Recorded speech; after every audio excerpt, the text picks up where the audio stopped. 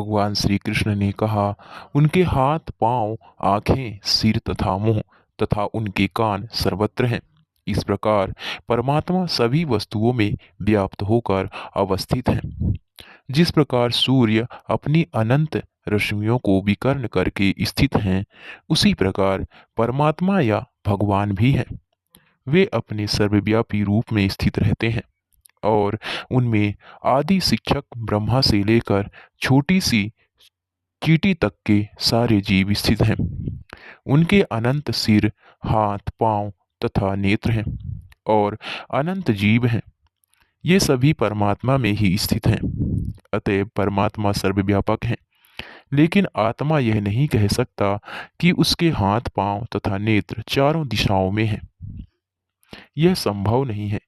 यदि वह अज्ञान के कारण यह सोचता है कि उसे इसका ज्ञान नहीं है कि उसके हाथ तथा पैर चतुर्दिक प्रसरित हैं, किंतु समुचित ज्ञान होने पर वह ऐसी स्थिति में आ जाएगा, तो उसका ऐसा सोचना उल्टा है। इसका अर्थ यही होता है कि प्रकृति द्वारा बद्ध होने के कारण आत्मा परम नहीं है। परमात्मा आत्मा से भिन्न है। परमात्मा अपना हाथ असीम दूरी तक फैला सकता है, किंतु आत्मा ऐसा नहीं कर सकता। भगवत गीता में भगवान कहते हैं कि यदि कोई इन्हें पत्र, पुष्प या जल अर्पित करता है तो वे उसे स्वीकार करते हैं। यदि भगवान दूर होते तो फिर इन वस्तुओं को वे कैसे स्वीकार कर पाते। यही भगवान श्री कृष्ण का सर्वशक्तिमत्ता है। यद्यपि वे पृथ्वी से बहुत दूर अपने धाम में स्थित हैं, तो भी वे किसी के द्वारा अर्पित कोई भी वस्तु अपना हाथ फैलाकर ग्रहण कर सकते हैं। यही उनकी शक्तिमत्ता है। ब्रह्मा संहिता में 5.37 में कहा गया है, गोलोक एवं विनिवत्या शक्य खिलात्म भूतः। यदि भी वे अपने दिव्य लोक में लीलारत रहते हैं, फिर भी वे सर्वव्यापी हैं। आत्मा ऐसा घोषित नहीं कर सकता कि वह सर्वव्याप्त है। अतएव इस श्लोक में आत्मा जीव नहीं अपितु परमात्मा या भगवान का वर्णन हुआ है। परमात्मा समस्त इंद्रियों के मूल स्रोत हैं, फिर भी वे इंद्रियों से रहित हैं। वे समस्त जीवों के पालन करता होकर भी अनासक्त हैं।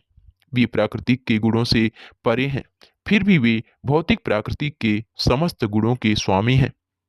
यद्यपि परमेश्वर समस्त जीवों की समस्त इंद्रियों के स्रोत हैं, फिर भी जीवों की तरह उनके भौतिक इंद्रियां नहीं होती।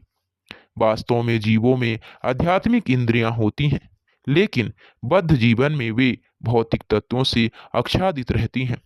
अतएव इंद्रिय कार्यों का प्राकट्य पदार्थ द्वारा होता है।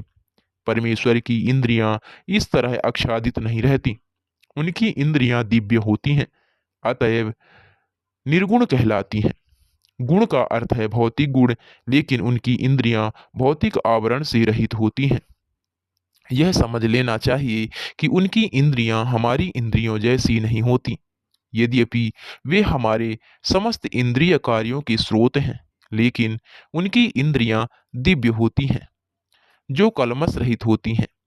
इसकी बड़ी ही सुंदर व्याख्या श्वेताश्वतर उपनिषद में 3.19 में हुई है। भगवान श्री कृष्ण के हाथ भौतिक कलमशों से ग्रस्त नहीं होते। अतएव उन्हें जो कुछ अर्पित किया जाता है, उसे वे अपने हाथों से ग्रहण करते हैं। बद्ध जीव तथा परमात्मा में यही अंतर है। उनके भौतिक नेत्र नहीं होते, फिर भी उनके नेत्र होते हैं, अन्यथा वे कैसे देख सकते। वे सब कुछ देखते हैं, भूत, वर्तमान तथा भविष्य। वे जीवों के हृदय में वास करते हैं और वे जानते हैं कि भूतकाल में हमने क्या किया, अब क्या कर रहे हैं और भविष्य में क्या होने वाला है। इसकी पुष्टि भगवत गीता में हुई है। वे सब कुछ जानते हैं, किंतु उन्हें कोई नहीं जानता। कहा जाता है कि परमेश्वर के हमारे जैसे पांव नहीं हैं, लेकिन वे आकाश में विचरण कर सकते हैं, क्योंकि उनके आध्यात्मिक पांव होते हैं। दूसरे शब्दों में, भगवान निराकार नहीं है। उनके अपने नेत्र, पांव, हाथ सभी कुछ होते हैं, और चूंकि हम सभी परमेश्वर के अंश हैं, अतएव हमारे पास भी ये सारी वस्तुएं होती हैं।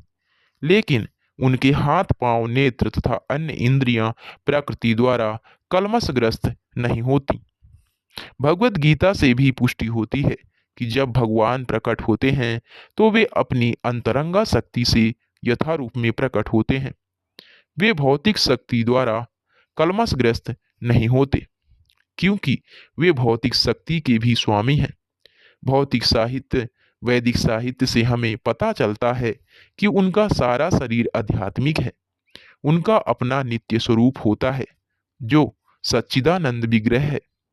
वे समस्त ऐश्वर्य से पूर्ण हैं। वे सारी संपत्ति के स्वामी हैं और सारी शक्ति के स्वामी हैं। वे सर्वाधिक बुद्धिमान तथा ज्ञान से पूर्ण हैं। ये भगवान के कुछ लक्षण हैं। वे समस्त जीवों के पालक हैं और सारी गतिविधि के साक्षी हैं। जहाँ तक वैदिक साहित्य से समझा जा सकता है, परमेश्वर सदैव दिव्य हैं। यद्यपि हमें उनके हाथ पांव सिर मुख नहीं दिखते, लेकिन वे होते हैं। और जब हम दिव्य पद तक ऊपर उठ जाते हैं तो हमें भगवान के स्वरूप के दर्शन होते हैं। कलमशग्रस्त इंद्रियों के कारण हम उनके स्वरूप को देख नहीं पाते। अतएव निर्विशेषवादी भगवान को नहीं समझ सकते, क्योंकि वे भौतिक दृष्टि से प्रभावित होते हैं। परम सत्य जड़ तथा जंगल समस्त जीवों के बाहर तथा भीतर स्थित हैं। सूक्ष्म होने के कारण वे भौतिक इंद्रियों के द्वारा जानने या देखने से परे हैं। यद्यपि वे अत्यंत दूर रहते हैं, किंतु हम सबों के निकट भी हैं। वैदिक साहित्य से हम जानते हैं कि परम पुरुष नारायण प्रत्येक जीव के बाहर तथा भीतर निवास करने वाले हैं। वे भौतिक तथा आध्यात्मिक दोनों ही जगतों में विद्यमान रहते हैं। यद्यपि वे बहुत दूर हैं, फिर भी वे हमारे निकट रहते हैं। ये वैदिक साहित्य के वचन हैं। आसीनो दूरम व्रजति शयनो याति सर्वतः। कठोपनिषद 1.2.21 में। चूंकि वे निरंतर दिव्य आनंद भोगते रहते हैं, अतएव हम यह नहीं समझ पाते कि वे सारे ऐश्वर्य का भोग किस तरह करते हैं। हम इन भौतिक इंद्रियों से ना तो उन्हें देख पाते हैं, ना समझ पाते हैं।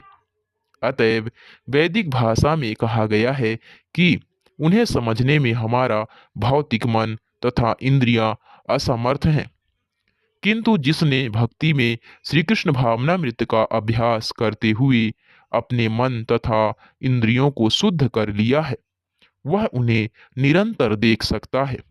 ब्रह्मा संहिता में इसकी पुष्टि हुई है कि परमेश्वर के लिए जिस भक्त में प्रेम उपज चुका है, वह निरंतर उनका दर्शन कर सकता है। और भगवत गीता में 11.54 में इसकी पुष्टि हुई है कि उन्हें केवल भक्ति द्वारा देखा तथा समझा जा सकता है।